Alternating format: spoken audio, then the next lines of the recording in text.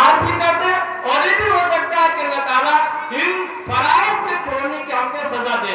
दोनों चीजों का एहतमाल है, माफ भी कर सकता है और सजा भी दे सकता है। लेकिन जो बंदों के हुकूक हमारे ऊपर है, अगर उनकी अदायगी का हम एहतमाल नहीं करेंगे तो अल्लाह ताला हरगिज़ उस वक्त तक माफ नहीं फरमाएंगे जब तक खुद बंदा माफ न कर दे। इससे मालूम होता है कि अल्लाह की निगाह में बंदों के हुकूक की ज्यादा अहमियत है। मैं नबी करीम सल्लल्लाहु अलैहि वसल्लम की एक हदीस पढ़ी।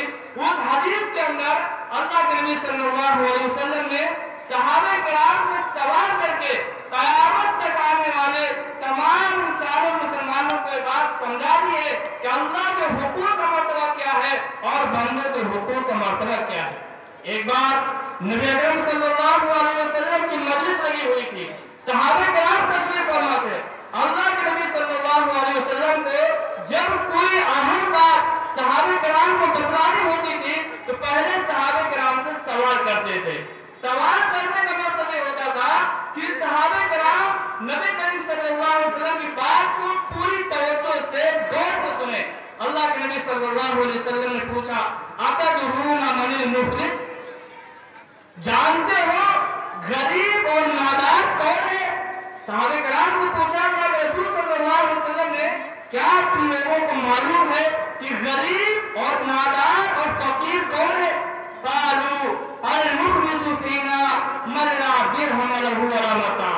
सहाबा किराम ने अर्ज किया कि अल्लाह के रसूल, हम तो गरीब उस आदमी को मानते हैं जिसके पास रुपया पैसा ना हो, साजो सामान ना हो, खाने पीने की अच्छी चीजें उसके पास ना हो, रहने के लिए मकान ना हो उसके पास, उसका कारोबार ना हो, तिजारत ना हो, वो दूसरों के सामने हाथ फैलाता हो, हम लोग उसी को गरीब मानते हैं। जाहिर सी बात है, हम लोग भी ऐसे ही आदमी को गरीब मानते हैं। अगर हमसे और आपसे कोई पूछे कि गरीब कौन है तो यही जवाब देंगे जिसके पास खाने के लिए ना हो, पहनने के लिए ना हो, जिसके पास माल दौलत ना हो, वो आदमी गरीब है। सहाबा किराम ने यही बात इरशाद फरमाई। अल्लाह के नबी सल्लल्लाहु अलैहि वसल्लम जो बात बतलाना चाहते थे और जो इस सवाल का जो सही जवाब था वो सहाबा किराम की तरफ से नहीं आया। अल्लाह के नबी सल्लल्लाहु अलैहि वसल्लम ने इस सवाल का सही जवाब बतलाकर क़यामत तक आने वाले तमाम इंसानों को ये बात समझा दी कि अल्लाह के हुकूक का दर्जा क्या है और बंदों के हुकूक का दर्जा क्या है।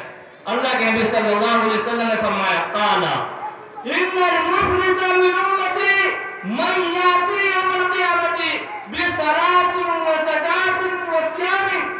मेरी उम्मत का गरीब इंसान वो शख्स है जो क़यामत के दिन इस हाल में आएगा कि दुनिया में उसने नमाजें बहुत पढ़ी होंगी, रोजे बहुत रखे होंगे, ज़कातें बहुत दी होंगी, यानी अल्लाह के हुकूक का बहुत ज्यादा ख्याल किया होगा। लेकिन इसके साथ साथ वयाती कल शतम हादा व कल बहादा, साथ साथ किसी को दुनिया के अंदर से गाली दी होगी, किसी पर झूठी तोहमत लगाई होगी, किसी का माल नाहक खाया होगा, किसी की जमीन और जायदाद पर नाजायज कब्जा किया होगा, वह सफा का तमाहादा, किसी का नाक खून बहाया होगा, वह ज़रा बहादा, और किसी को नाहक मारा होगा। अरे नमाज भी उसके पास है, रोजा भी उसके पास है, ज़कात भी उसके पास है, हज भी उसने किया होगा, जमात भी बुलाया होगा, तमाम नेक काम उसने किए होंगे, लेकिन इसके साथ साथ बंदों के हुकूक की अदायगी में इतनी कोताही की कि ना किसी को मार दिया, ना किसी के माल पर कब्जा कर लिया, किसी की जमीन को ना तरीके से ऊपर जो है कब्जा कर लिया, या किसी को गाली दे दी, किसी की गीबत कर दी, किसी की बुराई कर दी, किसी के इज्जत को लोगों के दरमियान उछाल दिया, किसी की बेइज्जती कर दी, किसी को जलील कर दिया। ये हुकूक लिबास में उसने इतनी कोताही की होगी। अब क्या होगा? अल्लाह के नबी सल्लल्लाहु अलैहि वसल्लम फरमाते हैं, जिन को दुनिया के अंदर उसने सताया होगा, जिसको गाली दी होगी, जिसको मारा होगा, जिसकी गीबत की होगी, जिसको बुरा भला कहा होगा, जिसका माल और जिसकी जायदाद पर नाजायज कब्जा किया होगा, सब अपना हक लेने के लिए क़यामत के दिन उसके पास आएंगे। अब वहां पर उस आदमी के पास न माल दौलत होगा, ज़मीन जायदाद होगी, अब उन हुकूक वालों का हुकूक कैसे अदा किया जाएगा?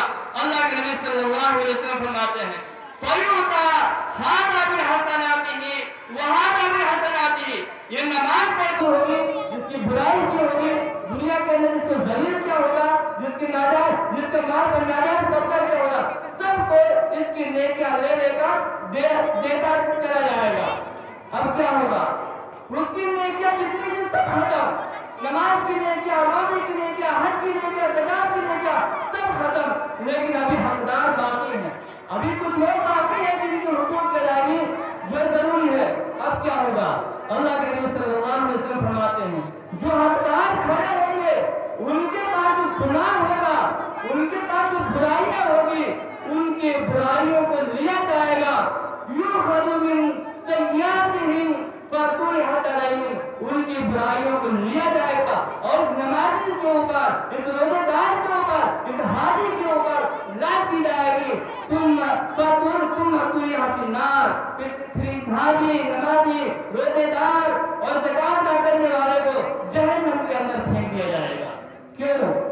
नमाज भी पढ़ता था, रोजे भी रखता था, ज़कात भी देता था, कहीं पे हज उसने कर रखे थे, कहीं पे उम्रे उसने कर रखे थे, हुकूक ईमान, हुकूक अल्लाह का तो बहुत ख्याल किया था, लेकिन पड़ोसी को सताता था, बीवी को सताता था, माँ बाप को सताता था, बच्चों को सताता था, रिश्तेदारों को सताता था, दोस्त अहबाब को सताता था, गालियाँ देता था, बुराइयाँ करता था। कितने लोग ऐसे हैं जो नमाजों का बड़ा एहतराम करते हैं, ज़कात का भी एहतराम करते हैं, लेकिन हुकूक ईमान के अदायगी में इतने लापरवाह है कि लंबी लंबी दाढ़ी बंदों के हुकूक की अदायगी में आपने जर्रा बराबर भी कोताही की तो ये अल्लाह के हुकूक की अदायगी हमको दोज़ख में जाने से बचा नहीं सकते हैं। इसलिए हमारी और आपकी जिम्मेदारी है और आज के इस जलसे का ये पैगाम है कि हमें अल्लाह के हुकूक की अदायगी के साथ दूसरों के हुकूक की अदायगी का खूब एहतमाम होना चाहिए। दूसरों की जान के साथ, दूसरों के माल के साथ, दूसरों की इज्जत वाबरू के साथ वही बर्ताव करना चाहिए जो हम अपने माल, अपनी जान और अपनी इज्जत और आबरू के बारे में हम चाहते हैं कि हमारे साथ कैसा बर्ताव किया जाए। इस हदीस की रोशनी में ये बात अच्छी तरह हमको समझ लेनी चाहिए। और हजरत उमर रज़ी अल्लाह तआला के ज़माने का एक मुख्तसर सा वाक़या मैं सुनाकर अपनी बात को खत्म करना चाहूंगा कि हजरत हकीम उम्मत मौलाना अशरफ अली थानवी रहमतुल्लाह अलैह ने हजरत उमर बिन खत्ताब रज़ी अल्लाह तआला के ज़माने का एक वाक़या ज़िक्र करके ये बयान फरमाया कि इंसान के अच्छा और बुरा होने का दारो मदार नमाज का पढ़ना और नमाज का छोड़ना नहीं है, ज़कात का देना, ज़कात करने देना ये मेयार नहीं है। इंसान के अच्छा और बुरा होने का मदार और मेयार बंदों के हुकूक की अदायगी का एहतमाम करना है। अगर एक इंसान बंदों के हुकूक की अदायगी नहीं करता है, वो कितना बड़ा नमाजी हो, कितना बड़ा रोजेदार हो, कितना बड़ा हाजी हो, लेकिन वो अल्लाह की निगाह में नेक नहीं हो सकता है।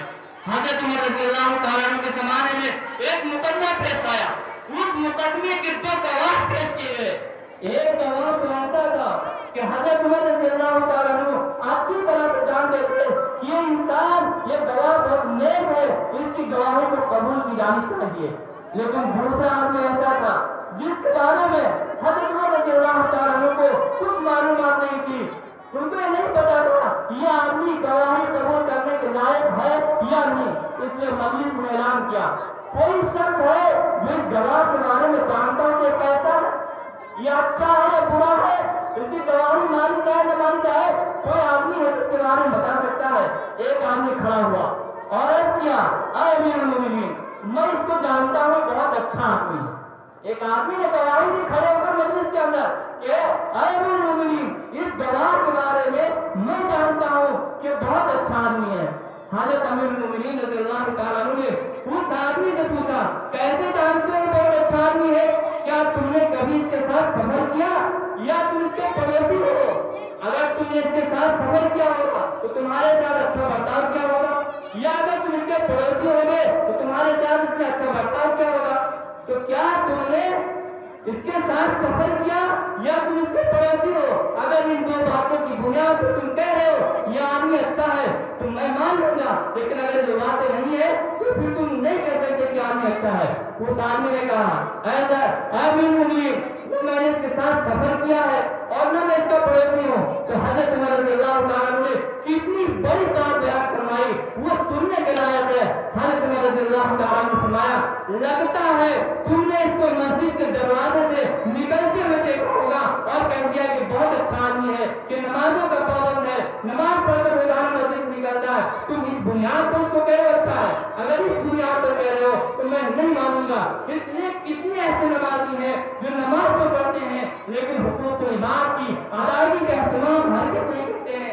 کتنے ایسے نمازی ہیں، کتنے ایسے حاجی ہیں جو پڑوسیوں کے ساتھ بدسلوکی کرتے ہیں، پڑوسیوں کو ستاتے ہیں، جبکہ ایک پڑوسی کا دوسرے پڑوسی پر اتنا بڑا حق ہے۔ ایک بار اللہ کے نبی صلی اللہ علیہ وسلم نے فرمایا کہ حضرت جبرائیل علیہ السلام آسمان سے آ کر مجھ کو پڑوسیوں کے ساتھ اچھا برتاؤ کرنے کی بار بار اتنی تاکید کرتے رہے، مجھے ڈر لگنے لگا کہیں ایسا نہ ہو کہ پڑوسیوں کا میری وراثت میں حصہ مقرر کر دیا جائے، پڑوسیوں کا میری وراثت میں حصہ مقرر کر دیا جائے۔ ایک نبی کریم صلی اللہ علیہ وسلم کی خدمت میں ایک عورت کا تذکرہ کیا گیا کہ اللہ کے رسول ایک عورت ہے جو نماز بہت پڑھتی ہے، روزے بہت رکھتی ہے، صدقہ خیرات بہت کرتی ہے، لیکن اس کے اندر کمی یہ ہے وہ اپنی زبان سے اپنی پڑوسن کو ستانی بہت ہے، اپنی پڑوسن کو دیتی رہتی ہے، اپنے پڑوسن کو گالی دیتی ہے، اس کو ستاتی ہے۔ اے اللہ کے نبی صلی اللہ علیہ وسلم اس عورت کے بارے میں حکم فرمائیے کہ کیسی عورت ہے۔ اللہ کے نبی صلی اللہ علیہ وسلم نے صاف لفظوں میں ارشاد فرمایا ہیا فی النار، ایسی عورت دوزخ میں جائے گی جو نماز پڑھ رہی ہے، روزے رکھ رہی ہے، صدقہ خیرات بھی کر رہی ہے، لیکن اپنی زبان سے اپنی پڑوسوں کو ستا رہی ہے۔ اللہ کے نبی صلی اللہ علیہ وسلم نے کھلے لفظوں میں ارشاد فرمایا ہیا فی النار، یہ عورت دوزخ میں جائے گی۔ پھر عرض کیا گیا اے اللہ کے رسول صلی اللہ علیہ وسلم ایک اور عورت ہے جو نماز کو بہت پڑھتی ہے، روزہ بھی بہت رکھتی ہے، صدقہ خیرات کبھی کبھار معمولی سے کر دیتی ہے، لیکن اس کے اندر ایک خوبی ہے وہ یہ کہ وہ اپنی زبان سے کبھی اپنی پڑوسن کو ستاتی نہیں ہے، اپنی پڑوسن کو برا بھلا نہیں کرتی، کبھی اپنی پڑوسن کو گالی نہیں دیتی ہے، بددعا نہیں دیتی ہے۔ اس عورت کے بارے میں کیا حکم ہے؟ اللہ کے نبی صلی اللہ علیہ وسلم نے صاف لفظوں میں ساتھ فرمایا ہیا فی الجنہ، ایسی عورت جنت میں جائے گی۔ ماں بہنوں کان کھول کر سن لو، جو اپنے پڑوسیوں کو گالی دیتی ہے، ستاتی ہے، پڑوسیوں کے راستے میں جو ایک کیچڑ ڈالتی ہے اور تکلیف دہ چیزیں کرتی ہیں، تو کان کھول کر سن لے، نماز پڑھنے کے باوجود، روزہ رکھنے کے باوجود، زکات دینے کے باوجود، صدقہ خیرات کرنے کے باوجود، اگر تمہاری زبان سے، تمہاری حرکت سے اگر تمہاری پڑوس محفوظ نہیں ہے تو نماز، روزہ، حج و زکات کے باوجود تم کو دوزخ کے اندر جھونکنا پڑے گا۔ اس لیے میں سب سے درخواست کرتا ہوں کہ آج یہ عہد کریں اور یہ طے کریں کہ ہمیں اللہ کے حقوق کی ادائیگی کے ساتھ، نماز، روزے، حج، زکات کی ادائیگی کے ساتھ ساتھ ہمیں سب بندوں کے حقوق کی ادائیگی بھی ہم کریں گے اور اس کا اہتمام کریں گے۔ اللہ رب العزت ہم سب کو عمل کرنے کی توفیق عطا فرمائے۔ وآخر دعوانا ان الحمد للہ رب العالمین۔